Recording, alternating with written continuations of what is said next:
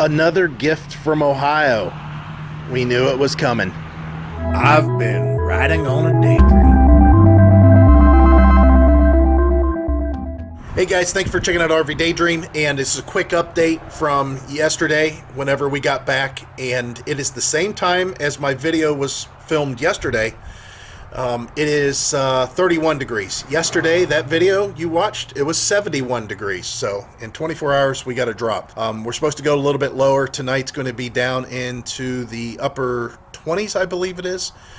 Everything's put away. We're all winterized, of course, in the camper. So I'm good. I'm ready for this. There were some snow bands that came through a little bit earlier, but the ground's still too warm for that to stick, but I think that might change over the next day or so. We'll have to see. Hopefully we get another good warm weather break. As far as us going on a trip before the end of the year, we would love to. I don't think it's going to happen. Heidi does have a couple vacation days she's using next week in conjunction with her 2 days off in line, so she'll have 4 days off in a row. But she really wants a staycation. The house has gotten to a point where even though I keep it as much as I can between us and the kids, we just, have a tendency to let things get piled up as far as just unorganized. It's kind of like we got to go through and do a spring cleaning about once a month, I guess it is, just to get everything back the way it should be. So that's what she wants to do. Plus, she'll get some time off work. She's been working pretty hard.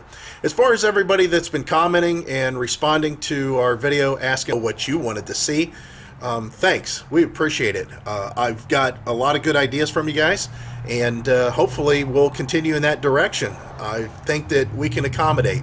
The main reason was I just wanted to show you how crappy it was here. That's why I'm shooting the video. I was just dreading it, and I knew it was coming, but so far not quite as bad as I imagined. I'm always kind of a glass half full type person, but I'm always looking, looking at the worst, hoping for the best. Now, changing gears and kind of off topic to some extent, I'm also shooting this video in a different format, a different capture rate. Jay Super, if you're watching this, you're right. I went back and looked at that video, and there was a lot of artifacts that were going on in the video that I'm not quite sure why that is. Now, I'm in an environment that my uploads are going to be consistent. I don't have to worry about, towers and connections and stuff like that.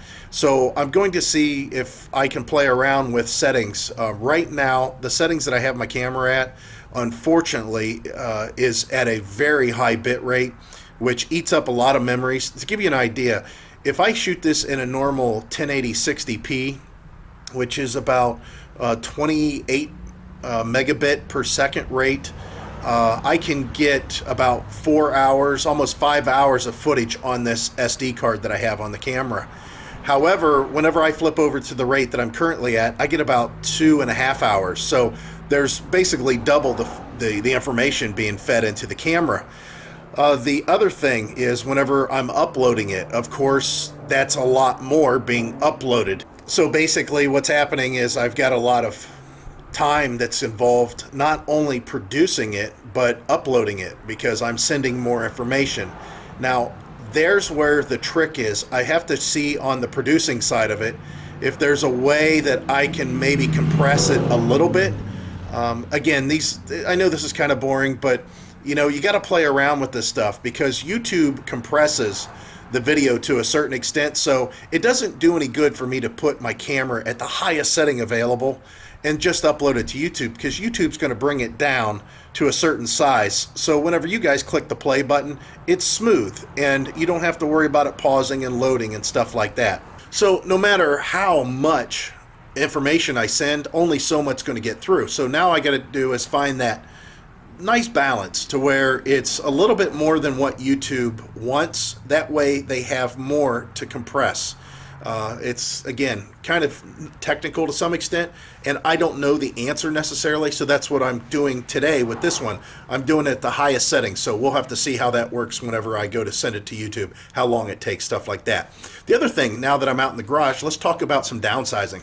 Not much has changed since I talked to you guys last about the garage. It's still a disaster out here. But what I'm thinking about doing is I still have to have an area to do repairs on some level. For example, whenever I work on the tractor, I've got room over here whenever Heidi's at work, so I don't have to worry about that.